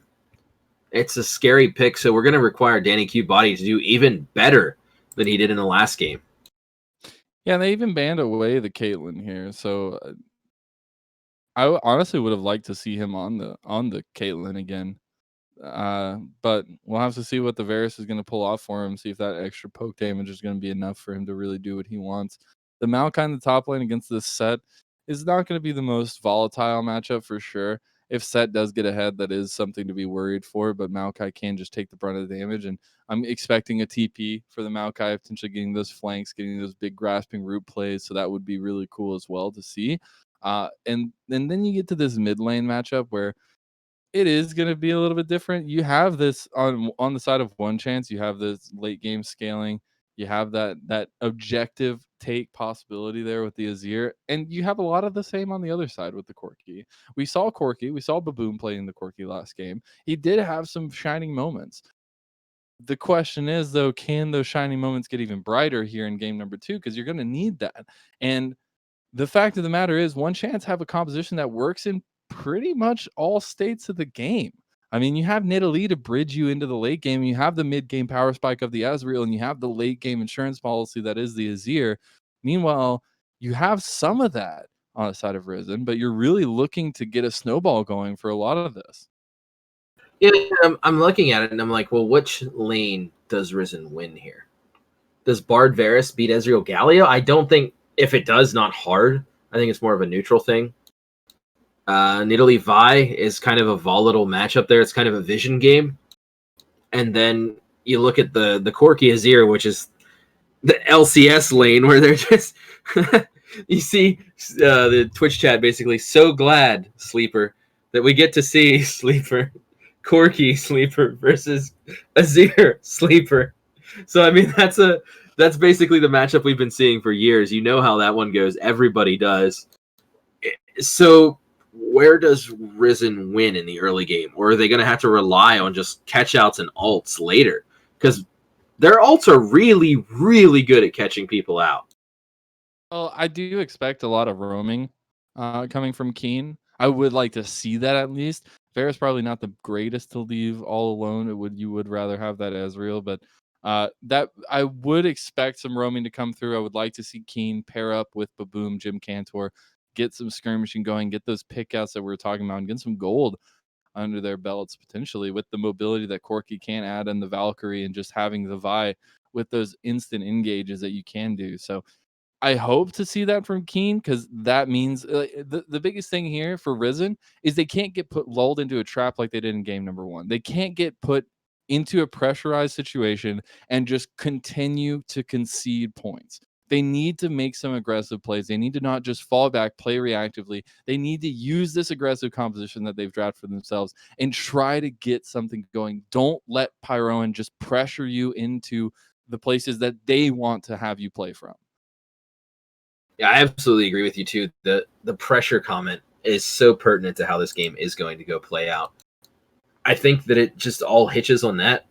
Like if they just let Pyro and just power farm while running around and hurling spears into the lane and really dominating, I think that gets in your brain too. I mean, a lot of the times I feel like when I see my junglers show up, even if they're just playing a Nidalee and throw a spear into my lane, even if it misses, the opposing lane will then play like the junglers are around for the next at least like 30 seconds. So you're changing up their entire dynamic. You're in their head. You're playing mind games with them, even if that's not your intention. Even if you're just like, crap, I missed my spear. Time to go farm some Krugs. Those people aren't thinking that. So absolutely proper point to make here. Jungle pressure early, key to the game. It is, and we'll see which team is going to use that key if they're listening, potentially. But we're going to go to this little spectator delay while we get ready for everything, folks. So don't go anywhere. Go grab some popcorn. Go back, grab some drinks because either we're going to game number 3 or it all ends here. We'll be right back.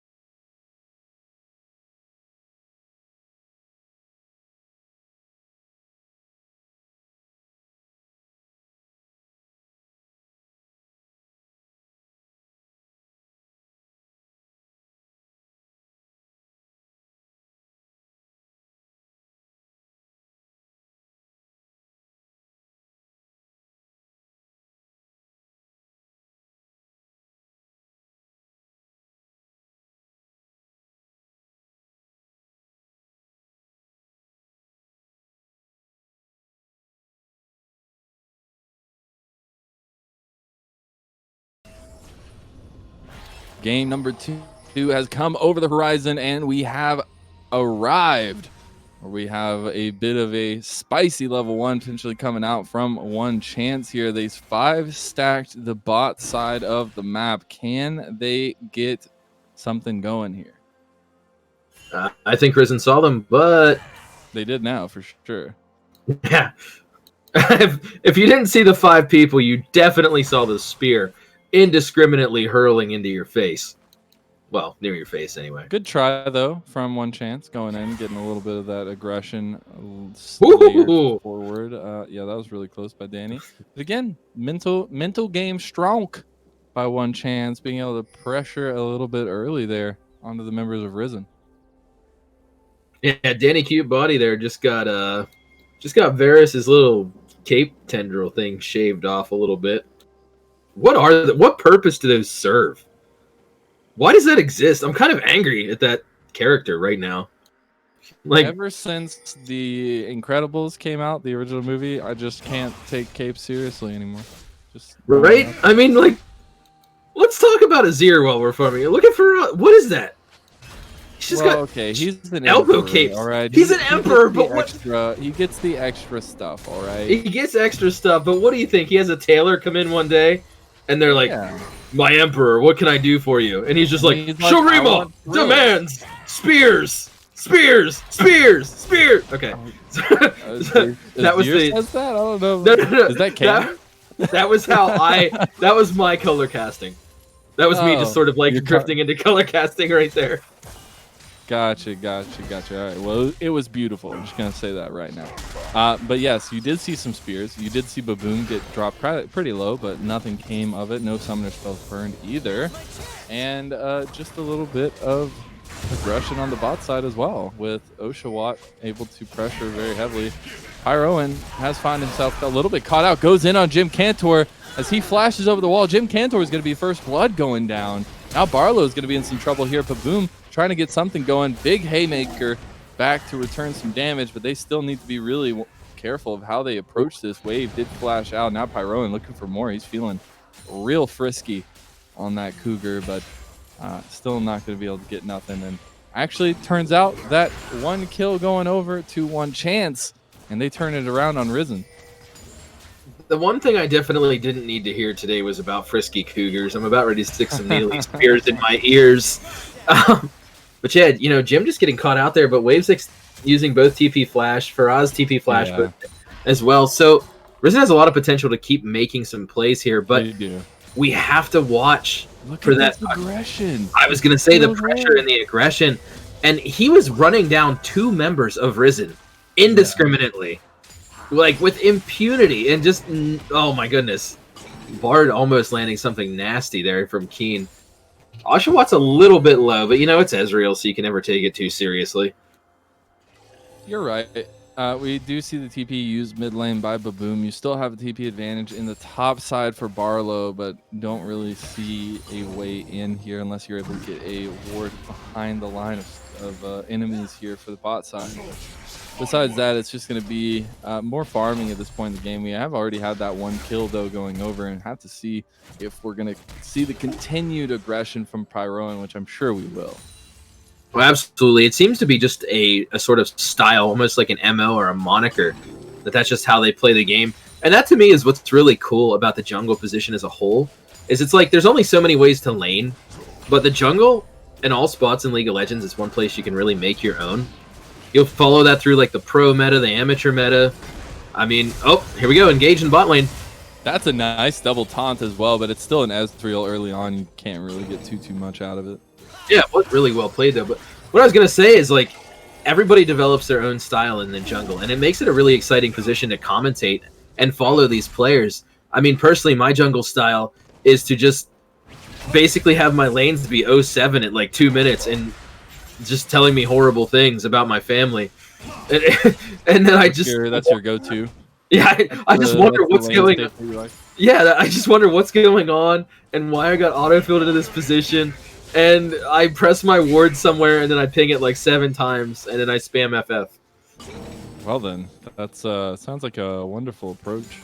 I will never be a jungler.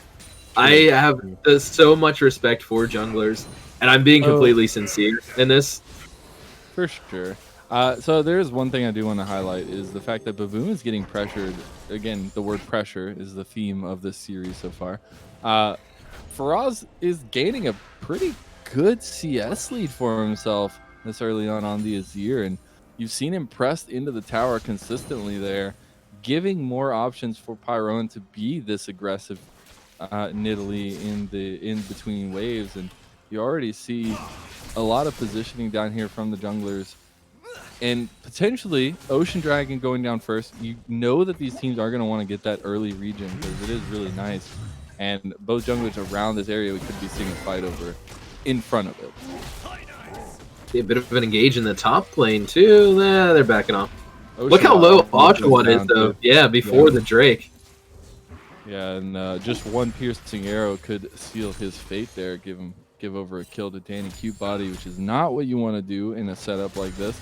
You did see Pyron go into Jim Cantor's blue side jungle there just to pressure even more so. Now they actually get to see each other. And Pyron, again, just taking the aggression there, just going into the jungle, getting those spears flying, making sure that you're catching Jim Cantor on his toes. So that he is always feeling pressured. Checking out the buys here, Azir went for that. It's a purpose-driven purchase with the double Dorans and then the Fairy Charm. Definitely not standard for Azir, but it's like you said, just applying that pressure. It's like the word of the day. It's like we're watching Sesame Street, and Elmo's just like, today's word is pressure! I don't think Elmo sounds like that, and if he does, I'm sorry to all children in America. But can we make that a thing? We cannot. We cannot make that a thing, and we never should. Who makes Elmo? Let's go ahead and get some people talking here. We're gonna go ahead and send them. We'll workshop it, folks. We'll workshop it. It's okay. Coming to a store near you. Newly voiced Elmo. Pressure me, Elmo. Ooh, that's I don't know about that one. It seems like a little bit of a deep dark hole. Anyways. Oh goodness. So Dragon is up. We are starting to see pings around it. Both junglers still hovering this area, but Jim Cantor is just down here with no minions or no jungle creeps to farm for himself. So you can expect that he's going to try to take the initiative here. Immediately dashes out though as he sees the faces of Faraz and Pyroan in there, and they're just going to go ahead and start it up. They have this damage. They had the priority on bot side as well. Could be seeing Keen and Danny Cutebody trying to make a play. Keen goes in. I don't know if he wanted to do that. That might not have been the play you want, as Keen just went down. Barlow did get the TP in the bot side, and that's what we were looking for the whole time, but they don't have the response here. Flash forward. That's going to be the kill going down. Meanwhile, in the Dragon Pit, Pyroan flashes out, leaving all by himself Faraz, but he's able to take one down with him. Now the shots rain and true here. That's going to be the Chains of Corruption on to Oshawott. That's a huge piercing arrow. They just need one more. He gets the phase shift away and gets out, giving them the little goodbye there.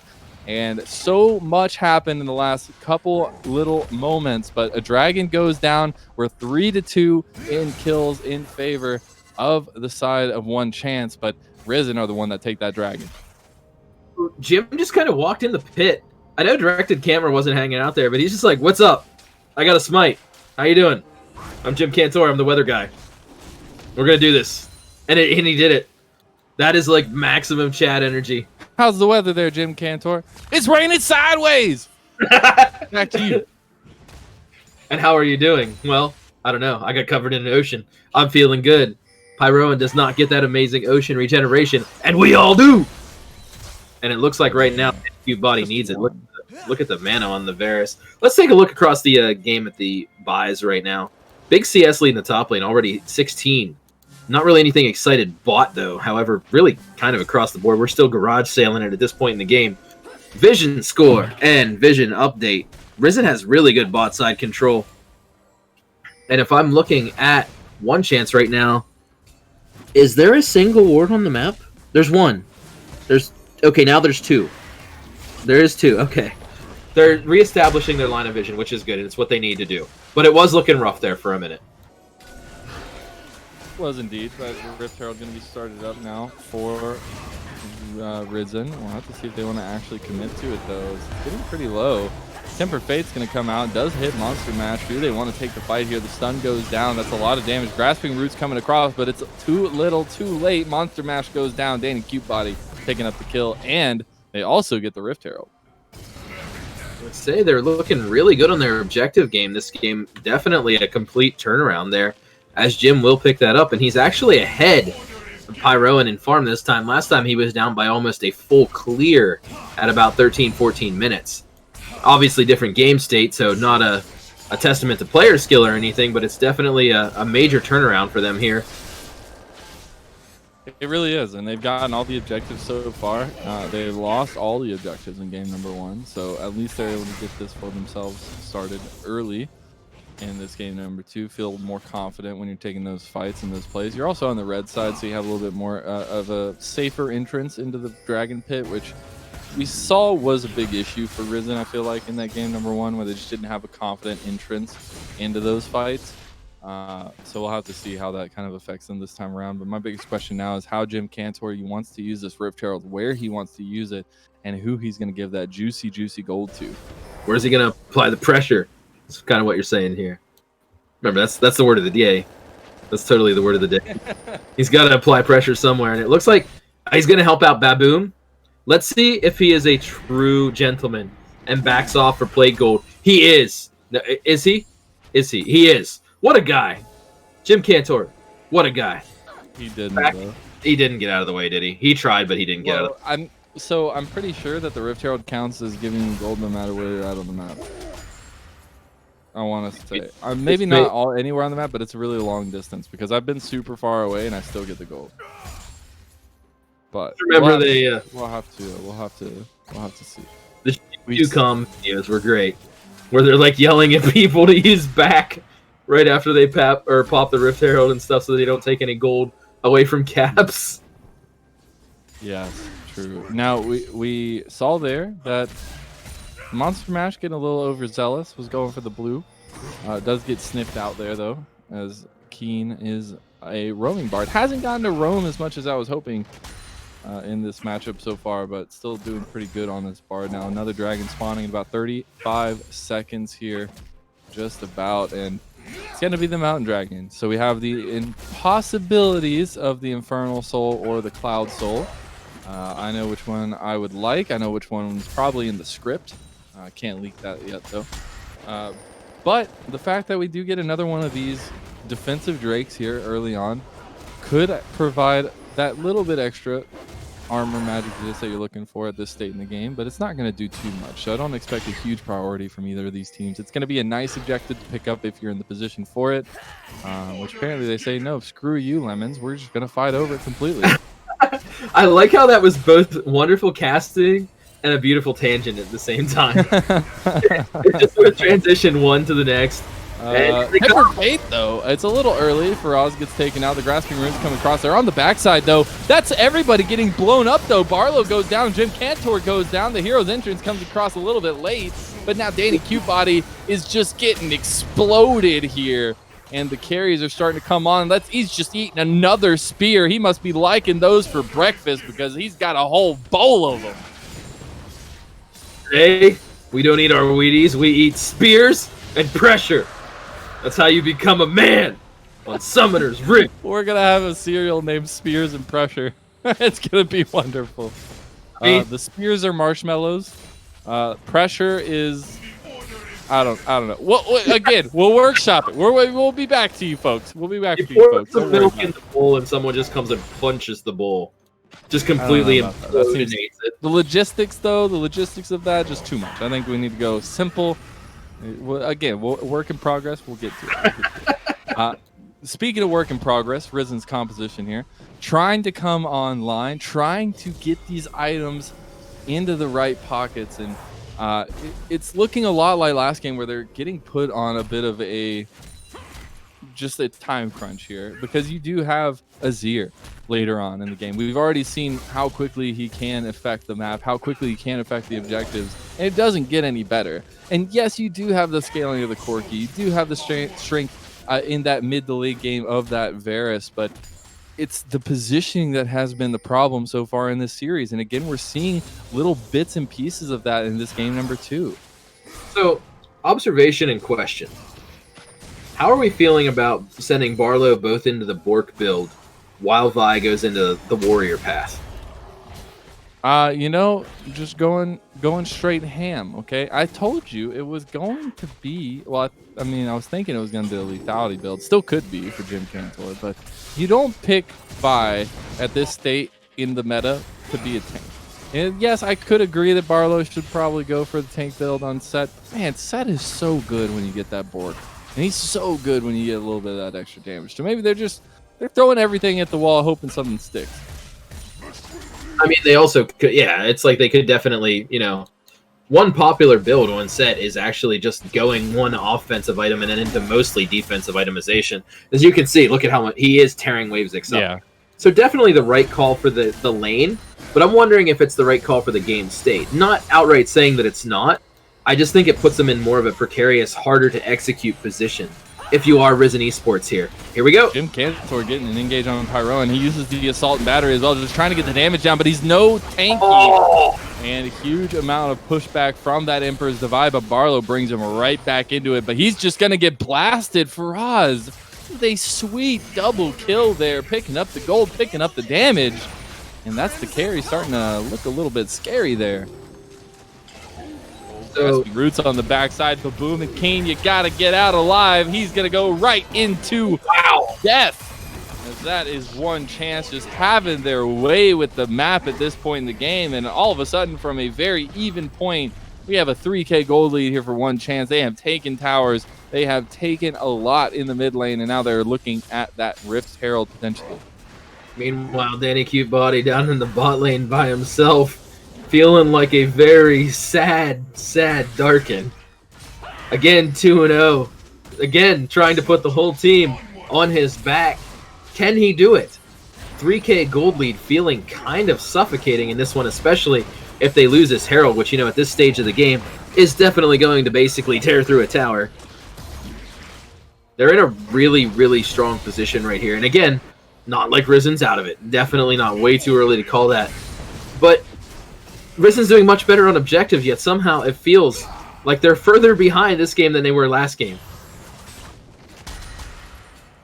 Doesn't it? Doesn't. I mean, I think that the issue is you're getting put into a position where Jim Cantor has one thing he can do and one thing only. He's not going to survive. He's going to go in. If he can get the right angle, he's going to get the pop-off kill. He's going to die. There's no world where Jim Cantor gets into the back line of this composition and survives for more than 2 seconds. So the fact of the matter is you have to make those moments count. You saw he tried to do that, but just they didn't have the damage. They didn't have the gold at that point in time. They don't have that break point to get the pop-off one kill and go down. He wasn't able to get the kill, and he still went down. And so this is where it gets scary for Risen, where they're just getting pigeonholed into this composition where they just need to find the pick. They need to find that kind of entrance into the fight, and they're just not able to. Absolutely. And I mean, with this Drake coming up here and Pyroan being able to throw down the Herald. Why you do that? Okay, so I love, actually, I absolutely love it here from Pyroan. He pops it in the top side of the map. That means Risen have to constantly think about that Rift Herald eventually making it to their lanes. They have Barlow up there. He can respond to it. He has TP, but the Dragon is going to be started here, and they need to pull the trigger. They're just going to lose it. It looks like they're just going to give it up. So it's just going to be that one Infernal Dragon going over to one chance. So they are at 2 now to the 1 of Risen. Anything, though, that just closes the timer on Risen a little more, because I don't really see him turning around a whole lot with, like, sort of the top side of the map that they have here.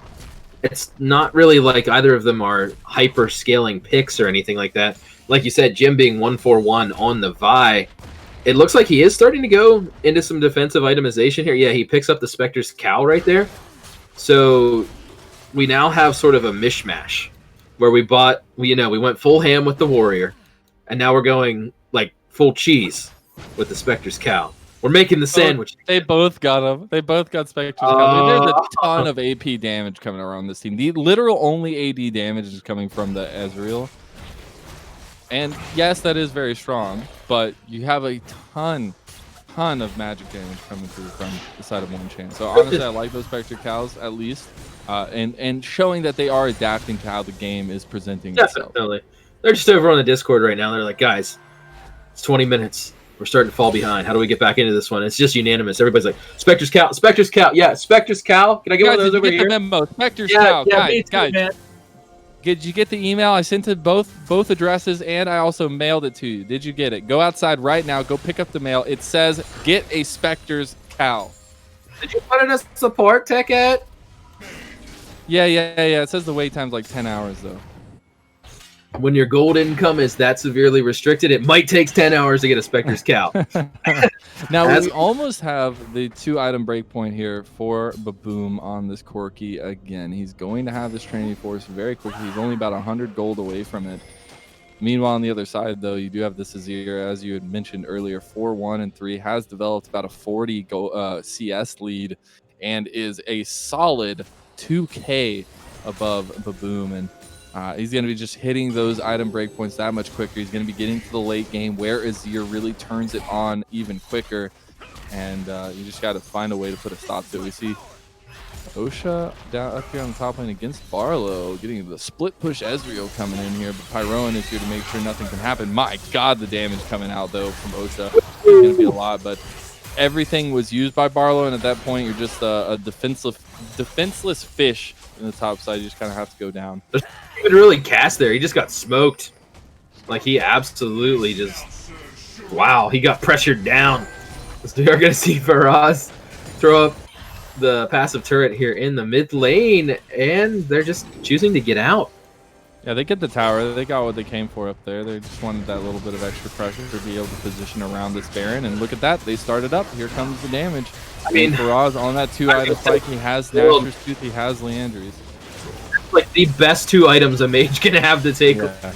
Aaron, there's and like Ezreal as well. Still on the 2. We have the TPs coming in. Wave gets in a little bit quicker, but that's going to be Barlow coming in as well. The Grasping Roots comes right down. It's going to get huge zoning qualities there. Everybody was stopped in their tracks. Now Baboom has to get out of there immediately after TPing. They pick off Monster Mash, but can they get the rest of them? Jim Cantor's in the back line. He's all by himself. He can't do anything. And they just get picked apart yet again. Pyroan with the double kill. They could just turn right back onto the Baron if they so please. If you do please. Here they go again. It just feels really bad there, honestly, for Barlow, too, as he died, came back to life, TP'd, and just died again. And he feels so papery here as we see them. They are going to take the Baron here pretty easily. I mean, they have a potential to run a strong 1-3-1 as well as a standard 1-4. And, you know, Azir has so much map mobility and so much escape ability with that Tokyo Drift. I mean, it's looking kind of dire. Tokyo Drift. I thought that was the name for it. No, that was like the what are you on about? If anything, that would have to be the Sejuani Glacial Prison, like, Dash Ultimate. That would be Tokyo Drift. I mean, it's like the, there's like a meme. It's like an image. It's like, I'm too fast, you furious, Tokyo Drift. And it shows like an Azir, like, sliding off the meme. Oh my goodness. He's like riding a chicken or something. So potentially Dragon Soul point coming up here for ONECHANCE. They are looking for their ONECHANCE here as they could be catching out Keen. How much did that's like 3 pokes. That's 3 little pokes of the spear. And Keen's already almost out of the fight, out of the entirety of this. Oh my. Okay. Well, they just get soul point now. Soul point. Sorry, not. I like the save. I love it. Yeah. You know, that's why I'm here. So if we're looking at their 3rd dragon, though, that's huge. So if we're looking at Faraz here, this is definitely has to be said that, well, as he takes tower aggro, the items that he has right now, just picking up the blasting one and the amplifying tome, assumedly going for Void Staff, but he's playing with items at 24 minutes that, unless you're Giga fed like he is, you're not usually seeing those in like a normal game or even a high elo game till like 30-32 minutes. So he's well ahead of the curve right here. So anybody he pokes, I mean, honestly, like 1 Q on a Corki is basically like a dead Corki. Yeah, and he's got 1,500 gold in his pocket right now, too. So, like, they're pushing up with this Baron buff because they need to. They need to take advantage of the moment. They're doing so beautifully. They're getting so much damage on these towers. They're going to take their 2nd one. The Grasping Roots comes down as well as the True Shot Barrage across the top, but it's not going to get too much. They're going to be able to get... Oh, my God. Faraz just lighting them up. They're like, honestly, it's so scary already, but they have so much gold in their pockets. They're going to continue this. They have baroned up minions. They could just get a Nexus Tower here. Tempered Fate's going to come out and get Pyroan and Osha. The Emperor's Divide is going to buy some time here. But Risen, I don't know if this is the fight you want to take. You could just lose the game right in front of your base. The Haymaker comes out, but it's Faraz all day long. He is just lighting them up and putting them down. That is going to be Risen's hopes and dreams going down the drain in the UCL, as that is a huge performance across the board for One Chance. They are going to take all the time in the world that they can to savor this victory and pull off the 2-0 win in this best of 3. Wow. Just so decisively ending that game there. And, you know, just before I say anything, I just wanted to say it's been an honor to follow Risen's team throughout this entire UCL split, and everybody, to the teams and to the Risen players and the teams that they faced. I'm very happy to have been here throughout the whole thing. But the one point I'd like to add before we go to kind of stats and analysis here is that draft matters. And I think in both games that Risen got hard out drafted. And I think that more than the memes, more than yelling about pressure and all that, is that draft matters. It does for sure. And there's one little point I do want to add in. Not gonna lie, your boy Lemon's a little bit biased for the Risen fellas. I've been casting these guys for so long. It feels like maybe they don't know me all that well, but from the outside, I've been watching and casting them. So I was really hoping to see some great performances come across from that I know these guys can have. It just wasn't on the day today, and it's a bit unfortunate to see them bow out of the tournament. The journey that they have taken in this specific tournament has been just an awesome one, and I love to see them still grinding it out, still playing, still putting it all in, all that work. And so yes, it's unfortunate to fall this 2-0 and bow out of the playoffs, but I think you had a good performance overall up until this point. Now we do turn on to One Chance here, who are going to be going forward in this tournament and are setting themselves up pretty to make a run for it. Absolutely. I mean, the way that they played tonight, and if they get the drafts that they want and force people to draft around Pyroan, and, you know, with the ADC meta really suiting Oshawott right now, I think that they have a real shot. And I mean, if you think about it, who else did Risen lose to? Nobody. They got knocked down here. 7-0. And then they got, And I mean, I casted them through the whole regular season. They dropped like, what, 2 games out of those 7 series? I mean, it was pretty dominant. And it just seems like that One Chance kind of had their number. So looking forward to seeing One Chance's journey forward and Risen's like recovery, what they do or choose to do next. Too. And man, I just have to say, Pyroan showed up so hard today, man. Like, this dude had his Wheaties, he had an extra bowl, he had stuff delivered to him, and he was ready to go. I mean, this dude was unstoppable on the Rift, on this Nidalee. He was everywhere he needed to be. He was always in the face of Jim Cantor, and I got to give it to him for being just the MVP of this game, of the series. I just think it was insane. I mean, he cuddled up with his pressure me Elmo, and he ate his spears. Oh no, I'm getting the worst visual pictures now. This is just not working out. But any last thoughts about this series, about this tournament moving forward? No, I just wanted to thank the viewers and, you know, you for being here with me tonight. It's been an honor. It always is. I've been casting for Risen for 3 years now, kind of boomer mode. But yeah, good luck, One Chance, going forward. That's the one thing I'd like to extend. You guys have been great, honorable opponents, so I can only wish you guys luck. Well, I definitely do wish them luck again, to our boys in Risen Esports. Thank you so much for putting on shows for us left and right. And unfortunately, it came down to this, but we'll see you next time for sure. Now, thank you again, everybody, for tuning in here today to watch this awesome matchup go down. It's been my absolute pleasure to be here yelling over these video games. I want to thank Risen for having me and Tame and Crybaby in the background doing the production with all the sweet cat pics and wonderful NA production that we have. I absolutely loved it. Got to give a huge shout out to her for it. And that's going to be it from us here, though, folks. So we're going to go ahead and bow out, say goodnight, but we'll have to see you next time on Summoner's Rift.